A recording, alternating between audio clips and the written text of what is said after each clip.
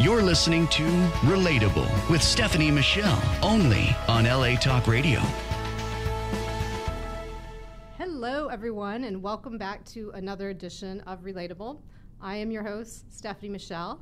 I hope everybody's rested after a long Memorial Day weekend. I don't know about you, but I could have used another day.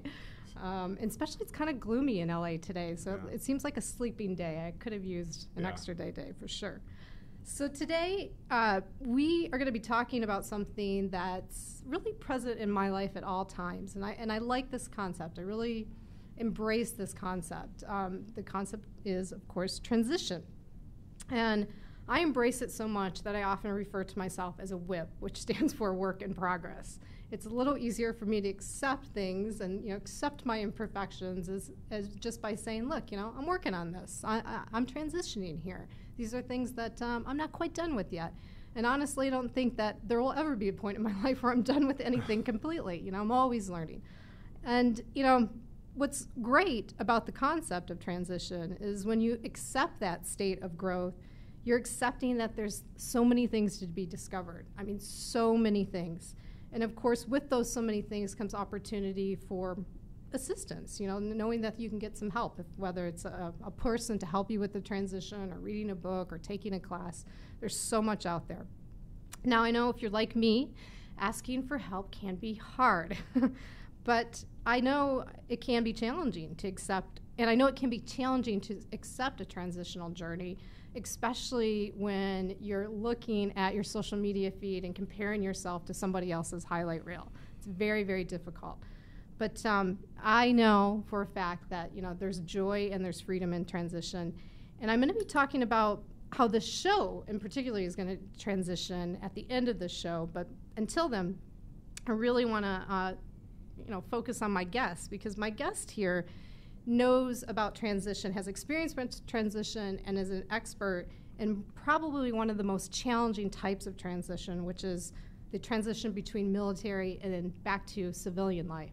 So this is Robert Graves, and let me tell you a little bit about him. So Robert Graves left behind his 10-year Marine Corps career and vowed to continue to help his brothers and sisters in arms in order for those who have served to become more successful on the outside of military. He is the author of How to Grow a Beard, a military transitions guide back to civilian life. We'll talk more about this in a second. And Robert is a mental performance coach, certified hypnotherapist who focuses on athletic peak performance training and military transition assistance. It's a mouthful. It is a mouthful. I almost need to drink water. Well, welcome. Thank you. I appreciate it. Yeah. Well, so Robert, before we talk about transition and really dive deep into this topic, I always ask every guest that sits in your chair, is there anything that's just pulling your attention right now that you just want to share and get off your chest? Might be a distraction or just something that's on your mind that you think it would be helpful people know about you. No. Nothing that's taking my distraction away. I just finished my semester up, my semester before I'm done with my thesis at school. So it's been a busy 3 weeks with that and my son's birthday and my birthday and Memorial Day. And so, but it's fun. This is refreshing to kind of just start the non-school year off right, just like this. Gotcha. So I know your birthday was the 27th. When was your son's? The 11th. The 11th. And then my father, who's passed, his is on the 5th. And then, there's Mother's Day in between all that. And so it's just this month of money. May was a little tough month for me. I'm glad to be transitioning out of the month of May. Like, it was tough. Lots going on. I hear that. All right. Well, then let's get right into it. So, as I said in your bio, in your short bio, you were in the military for 10 years. Correct. And now you're focusing on helping people with this transition. So there's obviously a story with your own experience. Do you want to talk about that, like your years after? Yeah, sure. So, well, prior to transitioning, I was, and this will follow into even 3 weeks ago. So prior to transitioning, I was involved in an altercation. A friend of mine was in a fight that I tried to pull him out of. Now, in that whole... This is out... In the Marine Corps. In the Marine Corps, Yeah, 2 years before getting out. Okay. So I thought I was going to serve 20. That's what we call career Marines or careerist. 20 years, you get out as a retired, whatever you served as, soldier.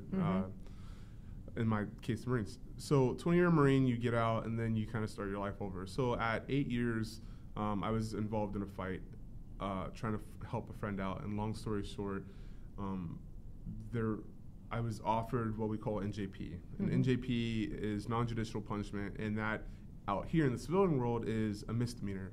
Okay. Now, in my job, if you receive an NJP, you don't get promoted. And at the time, I was a staff sergeant select. I was selected to become staff sergeant, and then I put in my warrant officer package at the same time. So does it almost end your military career to have so this on your record? That NJP would have just kind of put a halting stop to everything. And so I optioned for what we call a court-martial. If you've ever seen, A Few Good Men, that's what a court-martial is. You're sitting there, and if you're found guilty in a court-martial, it's usually out here the same as a felony. Got it. So I was found guilty, except for I didn't serve any time, and during that, and so that kind of put me in this limbo lifestyle of, well, what happens now? And I was honorably discharged. I still left with security clearance, and so I went to get a job. It took me 6 months to get a job in this whole transition of learning about resume building and LinkedIn. My wife at the time was a recruiter for nerds, so she really knew a lot of that That was stuff. helpful. Yeah, she really like helped that whole process speed up astronomically. But I found myself in my first gig, my only gig outside, which was I was a military contractor fixing radars, the same I had been doing in the Marine Corps.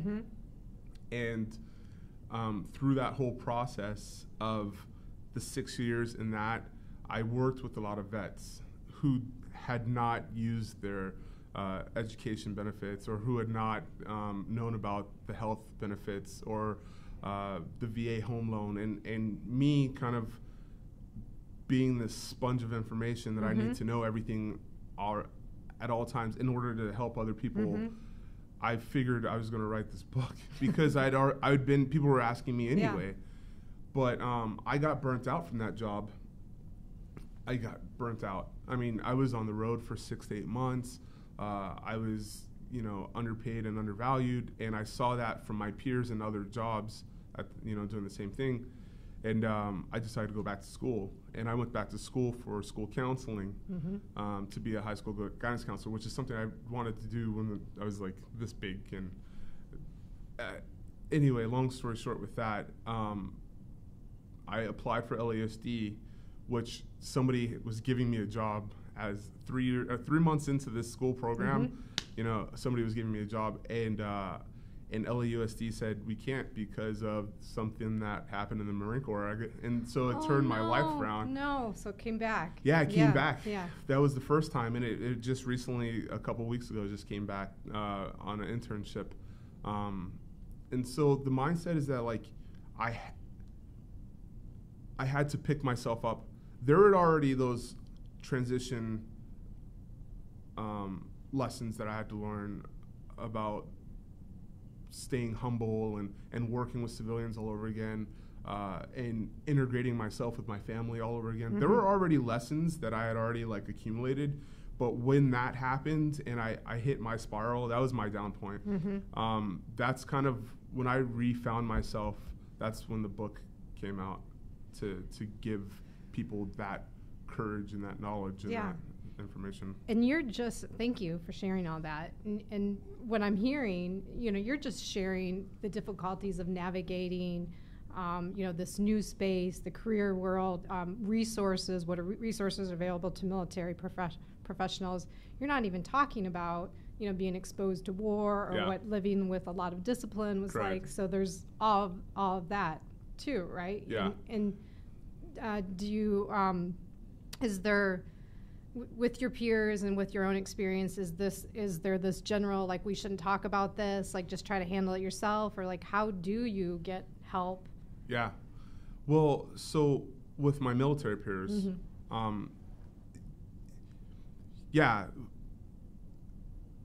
talking about, there's two types of vets. One that's very willing to talk about anything and everything, and they want everybody to know, and stories may be embellished a little bit, but that's how they deal with that. There are people who absolutely just,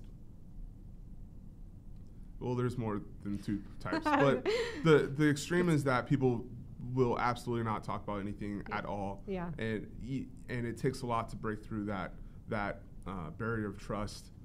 Sometimes it's possible, but even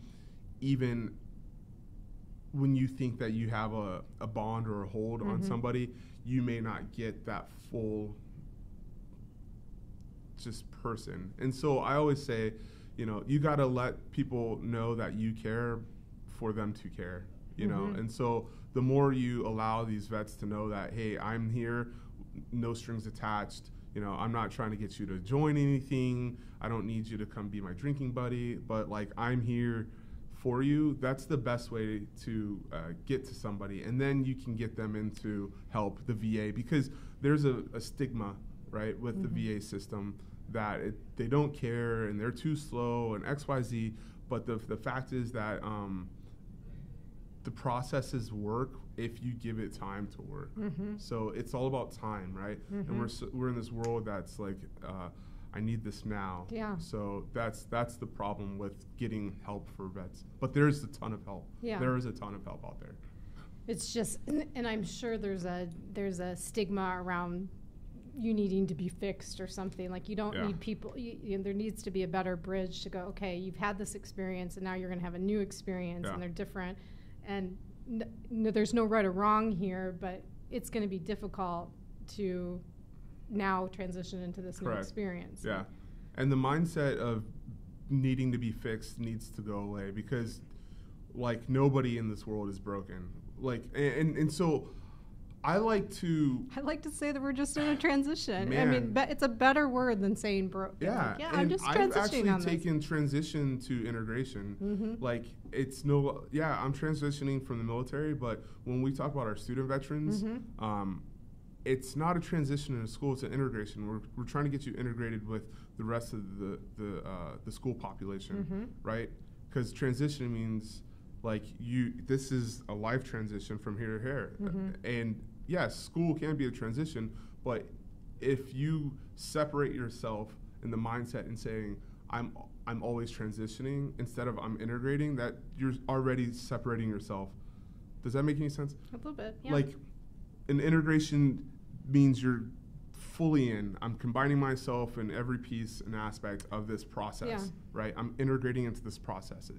A transition means I have to still learn this process, and I will never catch up, because as much as they have integrated themselves, and this may not be fully acceptable for everything, but definitely, student veterans. Integration brings up interdependence for me too, and I would think I've not been in the military, and I don't have family members that have been that I could talk to about this, but I would think this idea of, like, okay, you had a role when you were in the military, and you had your band of brothers or your people in your troop, and you knew what everybody's role was, and but this idea of, like, depending on other people and letting them depend on you back on a broader scope with different people that are not in this troop, not in this same job, seems like a new concept to take on too, and that's where what was the word that you used? Integration. Integration. Like, I already forgot it. Hey. Yeah, that's where integration Yeah. is connected to that. Like, just learning how to evolve with a bunch of Correct. different types of people. Correct, because it's different. Yeah. Yeah. Out here, it's extremely different. Yeah. And so I've. Explain that. So if a civilian's listening Yeah. and they're just really maybe they know somebody that's coming back and they just don't know how to talk to them and don't understand why it's so different or Yeah. why it's so difficult, what would you say to them? Work environment or family environment? Let's cover them both. Let's cover work environment first, right? Okay. So work environment, let's use my example, because I'm sure it's happened to a ton of people. I know 1,000% that I was hired because I was a Marine, right? And what that means is that the person who hired me knew that I was a self-starter, I was a go-getter, that I was dependable, that I had integrity, that I was disciplined, and everything I did was justified and had a reason. And because of that, I was quoted the shining star of the company, right? And I had been given my own system 3 months in, which was unheard of, and all these people were like, well, who's this new guy? And I still had to prove myself to, the company, but to the managers, I'd already proven myself. Long story short, there was an individual who, let's say, 20 years my senior, and he had never been talked to that way before, right? He had never been talked to in the way that a Marine talks to another Marine. And I told him, I said, you need to get off my program because your integrity is shit. Excuse my language. It's okay. You can swear now. Thank you. So I did a whole show last week on swearing. I got mine out, but you can. I can get mine out. Yeah. So I said, your integrity is shit. And we do this thing. We have a knife hand. And, I'm sitting here no further than this. And he went to my boss and he told on me. And my boss is like, look, you're not in the Marine Corps anymore. Former Marine, right? But the minute he said that, it put this collar on me that said, you cannot be yourself anymore, essentially. It took me 6 years to figure that out, right? Because I went into this unknowing, depressed state, and it wasn't like instant. I wasn't like, oh, woe is me. It just made me not be who I was anymore. I had to reform, and I had to integrate myself into their bubble, into their mindset, it was a hard transition for me. Now, I can relate to that, actually. Yeah. So, what's coming up for me is, like, somebody saying, oh, you can't do that, but it's just who you are and how you've operated for so long, and then they use this other reason why you can't do it, because you're this, because you're from the military, or it's you can't. And now you have these two things that you got to deal with. Well, is it my identity and this is what works best for me in a work environment, or am I just being labeled and separated, kind of just separated from everybody else with this label that's just like easy for them to put on me and say it's wrong? Well, the very first thing that was told to me by my director was, if you lay hands on anybody here, then you're gone. Like, this is a Fortune 500 company. Why would I lay hands on anybody like that? Why are you saying that to me? First off, I got this job over. Do they see that the fight that took place, does that show up on your records when you? It does now. So, but that wasn't. I who knows if that was the case. It was, but that's right? crazy to have. Well, there's that, and then one of the stories I wrote about in here is that. For 3 days straight, I waited for a lunch bell or somebody to tell me that it was time to go to lunch. Something so simple and stupid, but before I figured out oh, I'm my own person. I mean, I was standing up at parade rest and at attention talking to peers. I just didn't know my role in the company yet. You watch other military guys come out and they're still wearing their rank on their shirt, I'm gunnery sergeant. No, you're Mr. This isn't that type of place, and it doesn't work well walking into a workplace that is not your own, right? It's like my wife, she laughs at me when I do this, but if we were friends and I come to your house, guess what? I'm going to your refrigerator, and I'm going to... You just go right to the refrigerator? I'm going to the refrigerator. I'm going to turn the TV on because we're friends. This is my home. Well, you can't do that in a workplace. You can't just go in there and make it your own place.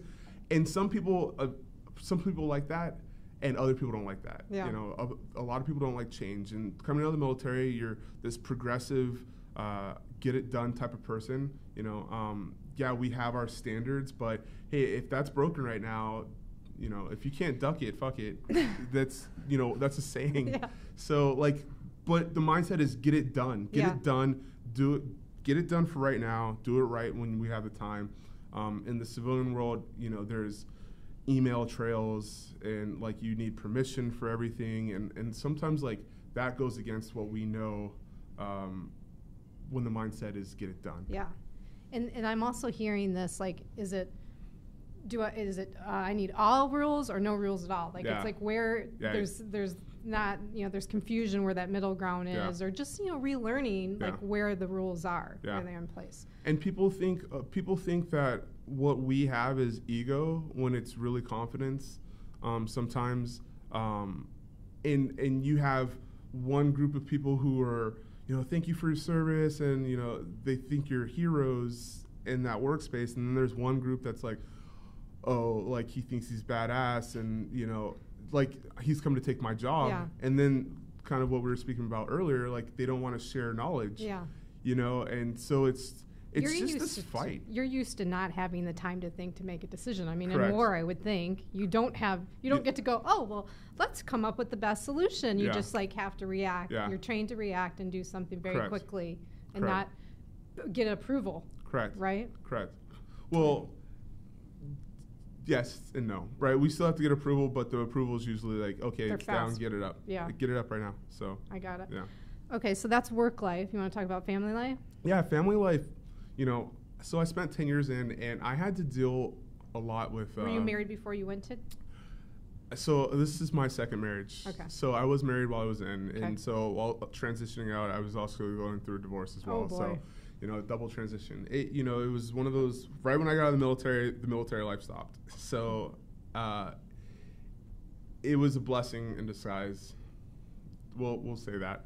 Is that in here too? Yeah. Talk about that? Yeah, I do. I talk about that in the book. I can't even. So. I would think that's kind of common that someone comes out and they might be dealing with, ooh, this relationship was very different when I went in. Yeah, so common. Well, you know, we have a high divorce rate in the military because when guys go deploy for 8, maybe 2 years, sometimes 8 months, 2 years, like the whole mindset is that there's a family who's been doing it without you for that long, and then people come back home and think that their way is going to catch right back up, right? So it's my way or the highway. Well, I'm sorry, you haven't been home, right? So you need to learn how to transition or integrate back into your home, right? So that causes a lot of divorce. When I was 2001, 2002, the divorce rate for military guys E3 and below was at like 120%, meaning that they were getting married twice. E3? A rank, right? So if I said Lance Corporal, that's only specific to the Marine Corps. So, but all the services have an E1 through 9 and then an O1 through 9. So everybody's got a rank. And so when you say E3, that's across the board. Got it. So like E3 and below had been getting married, divorced, and then married again within a year.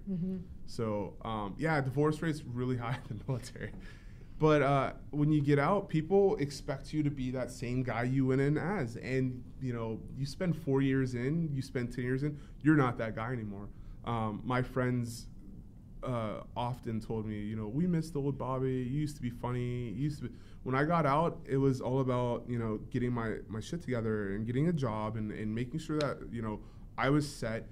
And my friends didn't understand my, you know, 18-hour work days and stuff like that.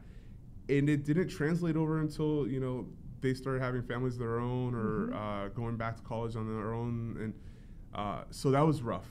You know, the maturity level between me and the people I'd left behind or vice versa, right? They left me behind. They had their own stories. And right. So that was hard. And then, you know, things with my own mother,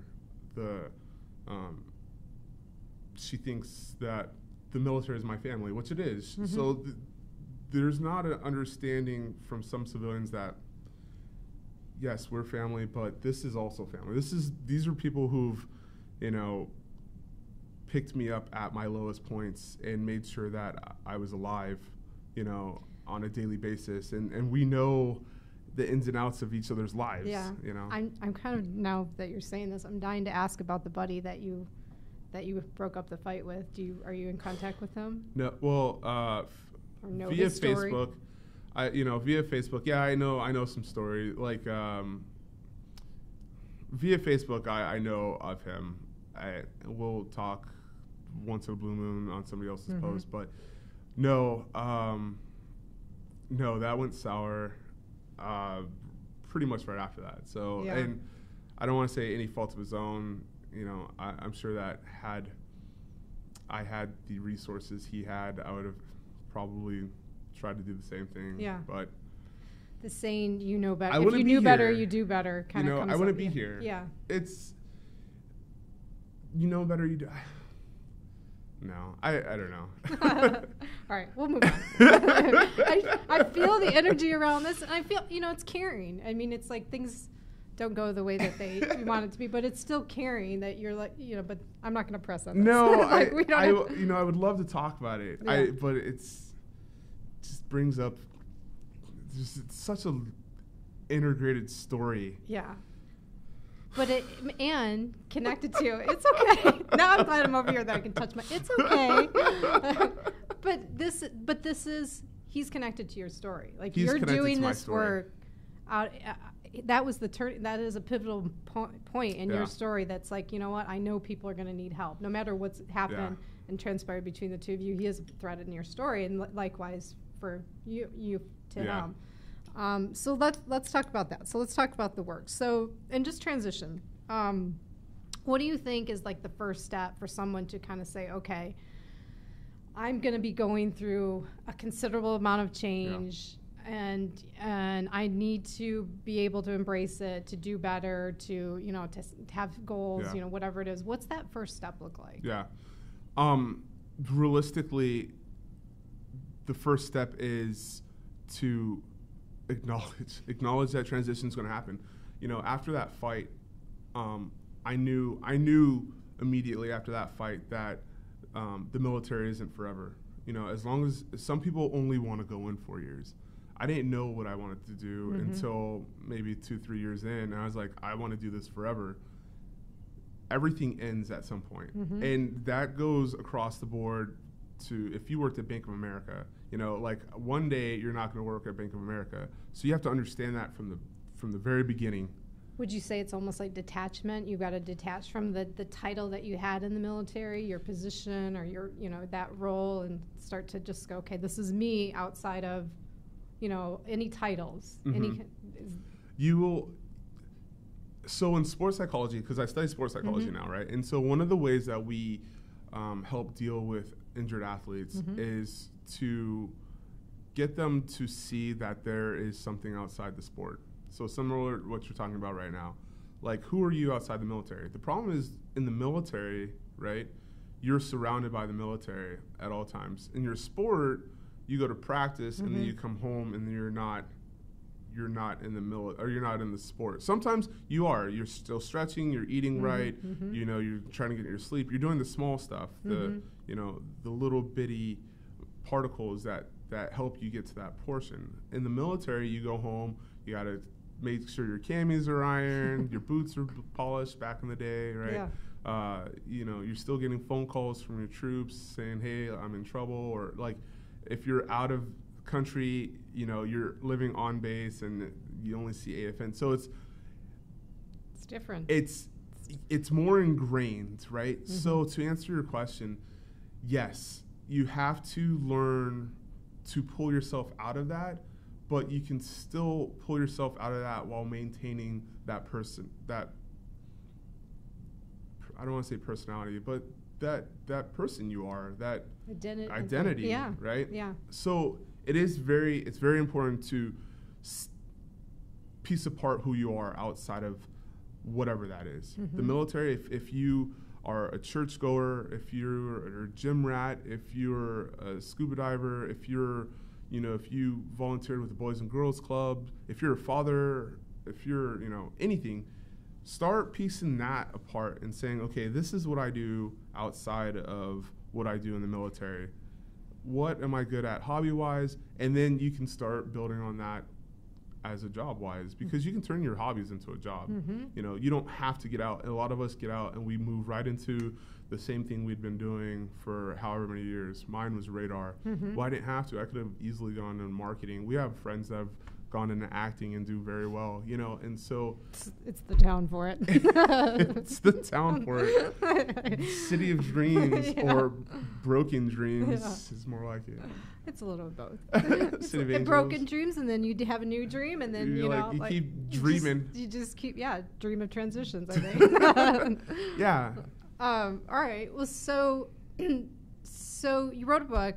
You know, because you want, you know, it was a way, I think, for you to deal with your own transition, and you wanted to share that with other people to help them. But then you went on another level, and you have gone to school for hypnotherapy.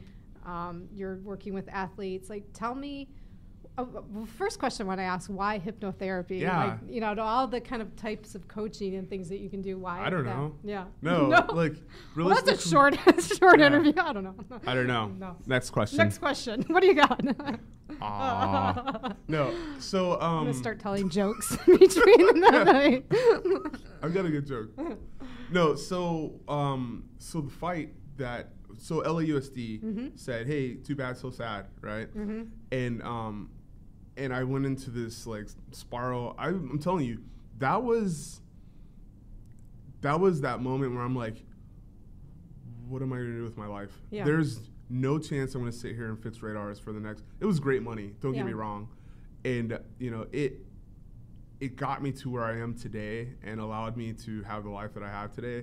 But you know, F that in the A, seriously. Like, it's just. You should have been on my last week's show. Like, sorry. I'm trying. Arlene always, little ears, right? Little How ears, old is little your eyes. son? He just turned 3. Okay. So I'm, yeah. You can Anyway, it's good. I'll say it here. You F can and the talk. A, right? I was just down. I was down, and it was New Year's Eve, and my buddy had gone to a Tony Robbins seminar, and he's like, man, you should be a life coach, because, and I was like, nah, man, I don't do well saying, hey, let me charge you for helping you. You know, he's like, nah, you don't understand. He goes, I have a life coach from the Tony Robbins seminar, and you can run circles around her. And you know, that started getting me, and he started talking to me, and I go, you know what? I'm a life coach. I'll do that. I'll proclaim it. And I proclaimed it because an interesting story. My neighbor, he's from Israel. Okay. And he was from like the boonies, real poor area, and he's like, how do I make money? And so he had done all this farming, and he had a truck, and he saved all this money and put it in. He didn't believe in banks, so he had all this money in the house. And so his dad told the Israeli IRS, whatever that is, right? And he's like, my son has not paid taxes, and like they came Why and is took, Dad? yeah, Why is Dad? yeah, thanks, Dad. Yeah, right? thank you, Dad. Took like 80% of all what he had, right? And he's like, what do I do? And he goes, how do I make money? So he knew that like he had met a jeweler, and he goes, how do I make money? He says, you become a jeweler. And he says, I am a jeweler or a diamond cutter. Yeah. There's me ruining the story. Become a diamond cutter. And he goes, I am a diamond cutter. And I said, just like that, Israel? His name's Israel. Just like that, I was a diamond cutter. I said, okay. And so I cut diamonds, and I made millions of dollars. And I was like, okay, cool, man. That's a good story. Like, the fact that you became Proclaim it as it. yours and do it. So I was like I'm a life coach. And today, I hate the term life coach. I loathe it. But what stands behind it, the mindset of helping people get back on track, you know, I prefer mentor, right? Or accountability coach. There's all kinds of ways to look at it. I agree with you. There's a lot of life coaches, especially in LA. In LA, yeah. And the minute you say it. And the challenges, and I know you're not this, and this is why you're here. The challenge I find with some life coaches is like they sort of present themselves as, okay, I'm now an expert in this. I have all the information, I just like that. I know this. This was not planned. And that is the biggest bullshit that you could Yeah. possibly say to somebody, because life is changing all times. We were talking about this before the show. If you're going to really be a good coach, you have to be a student too. Of course. You have to be commit to learning. So the idea of saying I'm a guru, I'm a coach seems a little weird, because as a good coach, that you're going to be a student the rest of your life too. I'm forever. But nobody wants to hire a student, so you have to say coach. Right. I'm a life student. Yeah. Give me money. Yeah. No, in my phone, like if we had some conversation and you're like, oh, you should try XYZ. Well, guess what? That's getting written down, and I'm going to go home and I'm going to look into what that means, and because especially for my vets, right? I hear there's the very first person that read my book and contacted me. His name's Justin Sowell, and he runs My Veteran Community, right? And it's a nonprofit that he started, and he said that there are thousands of veteran nonprofits out there that cannot be found because their SEO, their search engine optimization, is crap. So they'll be like horseback riding for Iraqi vets, right? But their SEO says Iraqi vets. Well, Iraqi vets SEO will take you to CNN and Fox News. It'll take you to the IAVA, the Iraqi and Afghanistan Veterans Affairs, whatever it's called, right? But their SEO you will never find that person. So they have all this money accumulating to help vets that are never getting helped, But there's so many. Do you hear this, SEO people, experts out there? Do a local search for a vet nonprofit and help these guys out. Yeah. Yeah. Yeah, the SEO. Yeah. Anyway, when somebody tells me about something I've just heard, I've never heard about. Yeah. Well, I have to put that on my Rolodex. Yeah. I have to. I do too. Right. There's veteran organizations for homeless vets with no cars. Right. When I first heard about that, guess what? I have to, because I run into these people all the time, and I'm like, hold on, I have something for you. And that's why people have actually appreciated me being around, because I'm always like, hold on, I know somebody. And I just connect people. I think that's like my brilliance, is that I get to connect people. I don't have to know everything. You don't have to know everything. Believe me, as an advocate, resource. Absolutely. You accept yourself as a resource to help people as well. And I have no problems if you need help at 3 a.m. and I'm like, she might be okay with me. I'm giving his number out at the end of the show, so you can text him at 3 a.m. I'm giving my wife's number out at the end of the show. She'll screen it. Yeah, Irene's going to screen to see if you can text him or not. Who's texting you at 3 a.m? I'm just kidding. We won't do that. We will not do that. No. You're not? I'm kidding. No, but that's, being that resource and writing down those new notes, meeting people, networking. Networking is the biggest. And you're going back to your first question, like, what can you do to start network? That's what you can do. LinkedIn. LinkedIn seems kind of goofy sometimes, but realistically, in here I have a how-to LinkedIn from the professional who was my girlfriend at the time. But the mindset is, like, get those individuals that you're working with right now, right? If you're working with Captain Malloy or, Staff Sergeant O'Harry or whatever, get that person to write a recommendation right now for your job performance right now. Therefore, when you get out of the Marine Corps, out of the Navy, out of whatever, you already have recommendations from people who have known you, and that those go far, right? Yeah. So I say that that's not just a military thing, but when someone's saying something positive about you or about a experience they just had with you or a service, for sure that's the time to go, hey, do you mind putting that as a recommendation on my LinkedIn, or can I, or take it in any form that you have, and then ask them, can I put this as a testimonial on my website or whatever? But it's always in the moment that someone's being kind and saying something complimentary is the best time to ask for that. And those are helpful for people to know what you're about and how other people perceive you. So that's definitely. And then follow up, because people, here's a very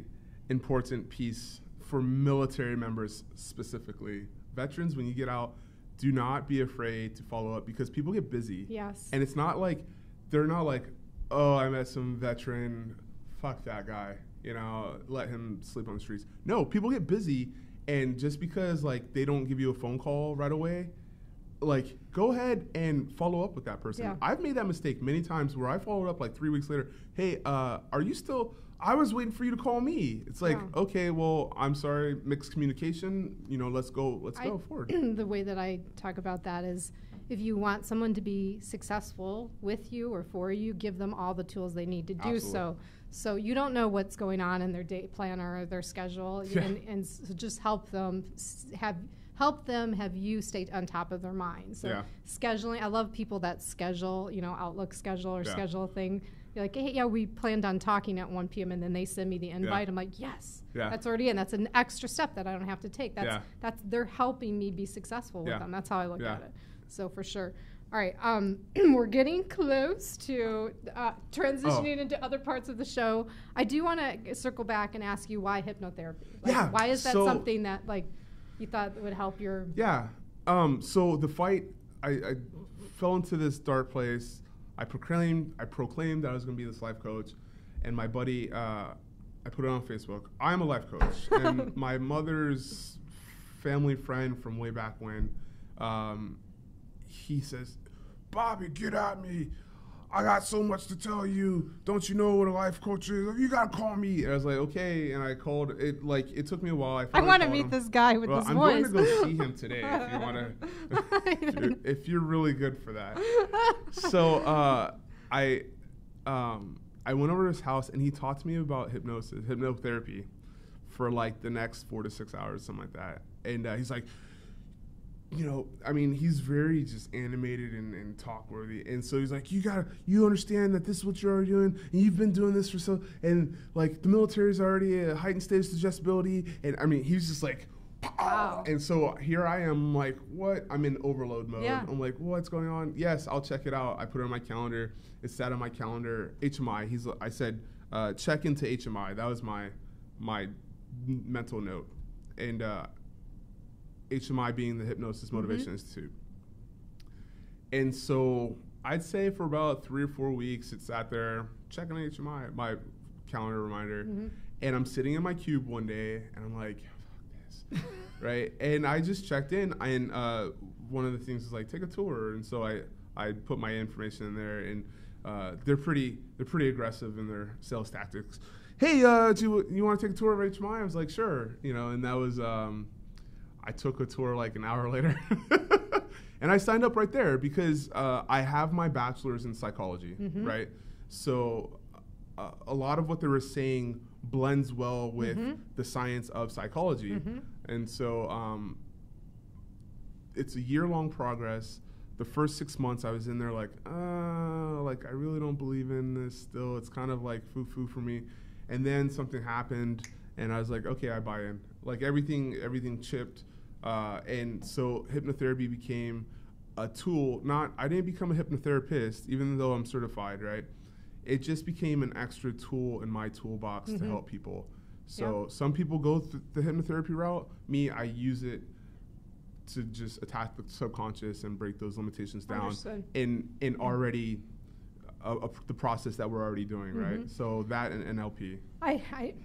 We have that in common. I like the idea. What's the guy's name with the voice?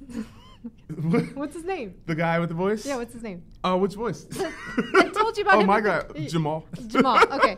I like Jamal. I like the story of Jamal because I talk about grace a lot. Like this idea that if, you know, when you know what you're going after, or you're in your house, like, how am I going to do this? How am I going to do this? There's inspirational people and things around us at all times. And I like that this guy got excited and he's like, okay, I got something for you. And then you got excited. Like I think that's part of a bigger problem right now, that we don't believe in each other anymore, that we're, skeptical and we have trust issues. Everybody's a salesman. But the idea that this guy, like, he gave you a lot of his time and he was passionate about it, and it enlightened something in you, and then you took the course, and now you have like this kind of a roadmap for like other tools too. Like, hey, when someone says, you've said it, Robert has said this several times in this interview, that, you know, when someone says something that's new to me, I'm going to check it out. Yeah. You know? Yeah. And then there is a path and an opening for people to inspire you. I I'm love a that. huge proponent for looking in the open doors. Yeah. Like, what's in here? Yeah. Like, if you don't, if a door opens and you don't, like, actually go and, like, peek your head through, then you're doing yourself a disservice. 100% agree. Yeah. I talk about curiosity. I end the show with curiosity, promoting curiosity. It doesn't always kill the cat. It doesn't. All right. So I'm going to ask you one more question, and we're going to switch gears because we're running out of time. No. It's going. I know. I know. It's I'm just sorry. like happening. It's all right. I run my mouth. No, that's what you're here for. Yeah. It's storytelling. We're talking. All right. I'm asking that. This is a new question that I'm asking all guests, and so I'm looking to be stumped. I say that I can relate to just about anything, but I'm looking to be stumped. And if you don't have something, it's fine. But what comes to mind when I say, what are you passionate about that, like, your wife, your friends or family, or they're just like, Robert, what is this thing? Like, we don't get it. Like, you're passionate about it. You could talk about it for like 30 minutes and get excited about it. But other people in your life are like, I don't get it. Do you have something? Your wife is listening right now. Oh, yeah. Tell him about this thing. Tell him. Like, she's like, porn. No, no. That's not true. No. That's not true. That's not true. It's true. No, it's not true. No. I have, what am I passionate about? Man, I love my son. But that's a cop-out answer. So, is there one thing that he does, like, or like his little toes, or just like a thing? I love his little feet. Oh my God, like little kid feet. Yeah. Come on with that. It's so. No. I feel this way about my dog. Like, I'll pull out a little baby sock, and I'm like, oh, so stinky cute. Yeah. No, I think that I have what I can talk about for a while is the injustice of kids from broken homes and kids from underprivileged families. And so, in fact, I can talk about it so much that my passion that comes from it is that I'm on path to opening up my own school for kids from broken homes and from underprivileged households. And being in the marriage I'm in, it kind of fuels that every day because my wife came from a very privileged, in the most respectful way privileged. Not like, oh, these kids are privileged, they're just running all over the place, doing whatever. You know, we use privileged too loose, right? There's spoiled, there's privileged, and then there's just out of control, right? These kids were privileged because their parents did what it took to have them live at that lifestyle. And I'm seeing that now as a father. Like, yeah, here I am, I work, and all my money goes to, like, the most, to me, ridiculous stuff, but to Jake, it's creating a better platform for his life, right? I didn't know how to get college scholarships in sports when I was actively involved in high school. My wife went to college on a full ride to Cal Poly because she had the support, the resources, and I did not.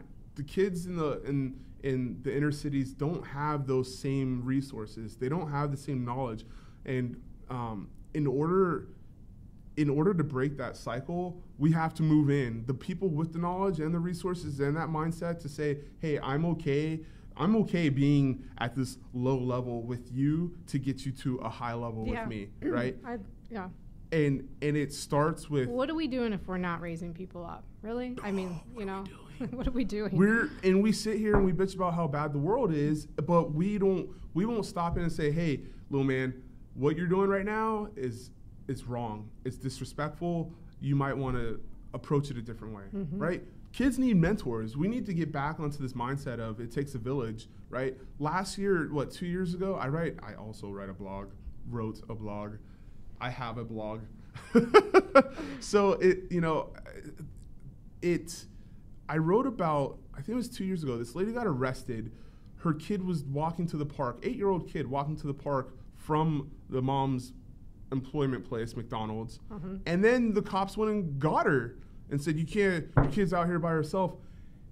My mind, like, we can't let these kids walk to you got soccer mom, helicopter mom calling the police on this lady who's I come from a single mother household. So I know the struggles of what my mother went through. Yeah. And if I weren't able to walk to the park and she got arrested for that, that would have destroyed a family.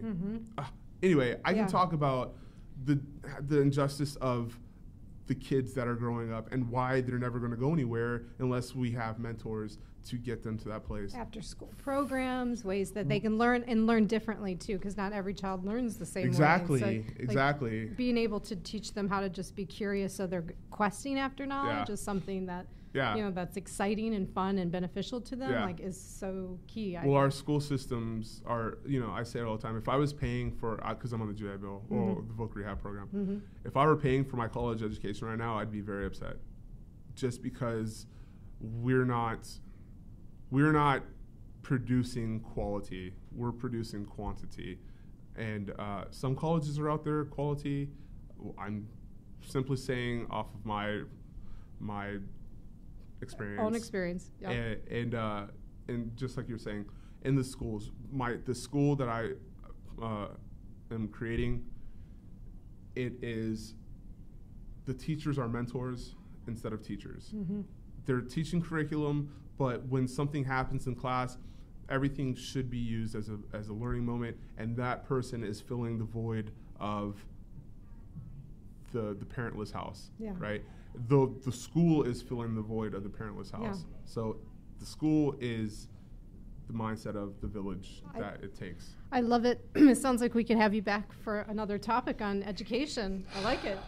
Right. All right. So because of all that shared telling, you don't get a random question out of this box because we're running out of time. Which one would I have gotten? I don't know.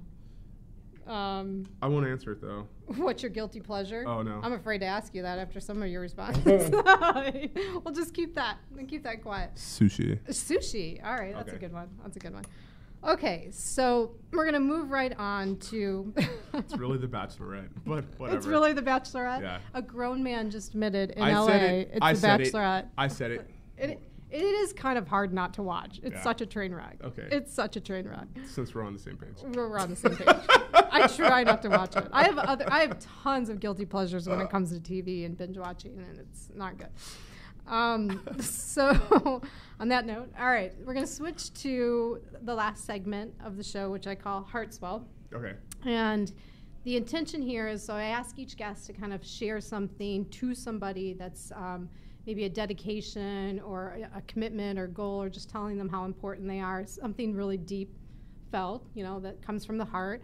The reason that I ask everybody to do this is I want to show that it's not so difficult to share deep emotion, and that if we do this more as in public, that it's a way to just raise the level of empathy in the world. So that's why we do it. How you get to do it is up to you. Do you have somebody in mind? Sure. Okay. Sure. You have a couple. There's a lot of people I can apologize to. That's this one, right? The apology hour? No. That's funny. That's funny. I'm singing Patsy Cline in my mind right now. All right. Okay, so, no. Well, I guess my heartfelt moment would go out to my wife, who I don't tell her I appreciate enough. Have you ever read Love Languages? Yes. The 5 love. So, we're constantly not filling each other's buckets. What are hers and what are yours? Hers are affection and words of affirmation. And mine are acts of service. And what's the one? You just want them in the room. Touch? No, quality time. Quality time. Yeah, right? Quality time. So, and so it's hard. It's hard to fill, especially if you're not that person, to fill those buckets. And then I constantly am I gotta fill that bucket. So I just want you to know I'm always mindset on filling the bucket. Whether or not it happens is I'm trying to control it. But definitely, a big, huge shout out to my wife, the mother of my son, my backbone, my support system.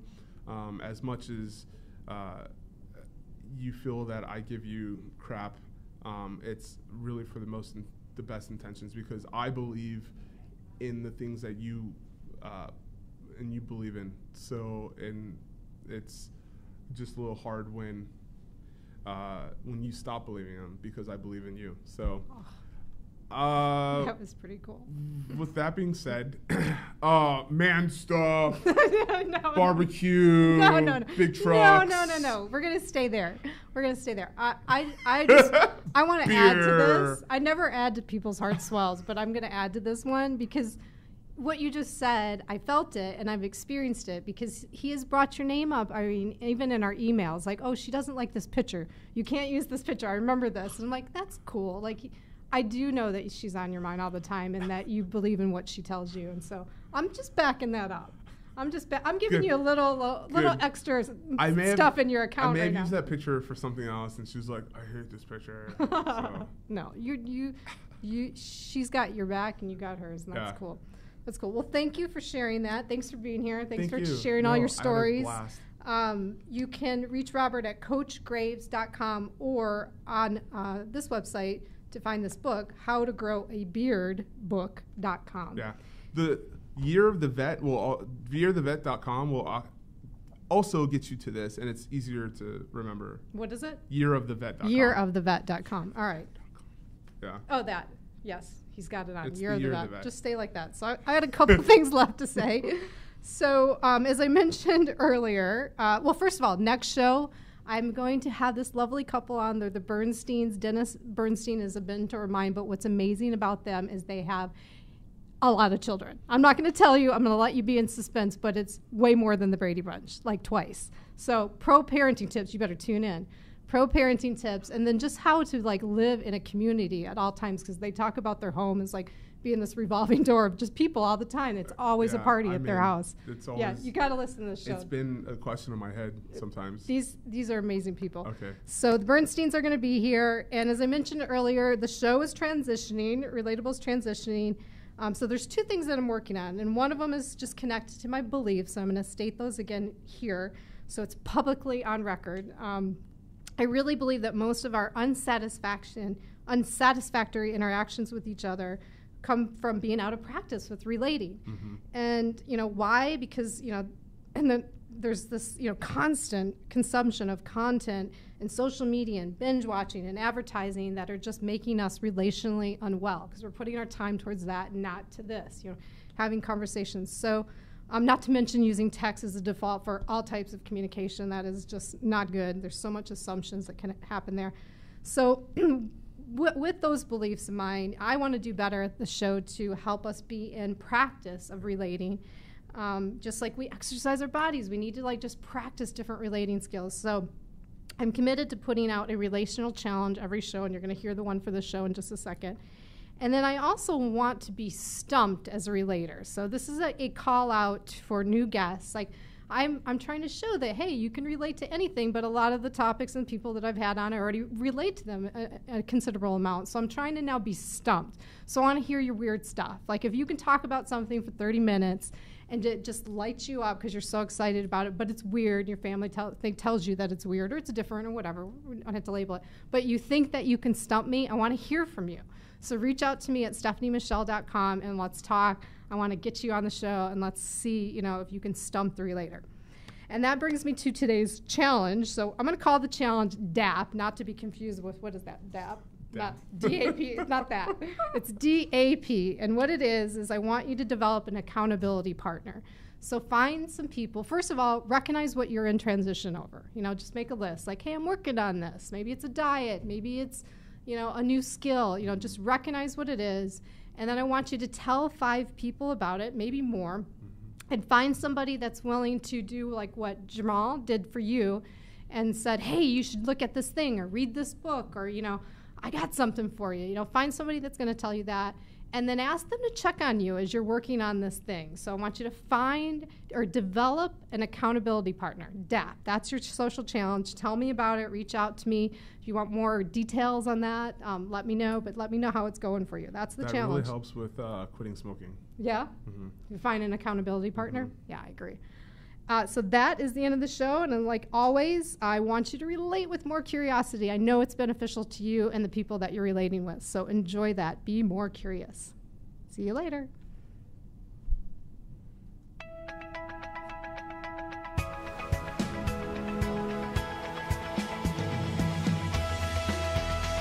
You're listening to Relatable with Stephanie Michele, only on LA Talk Radio.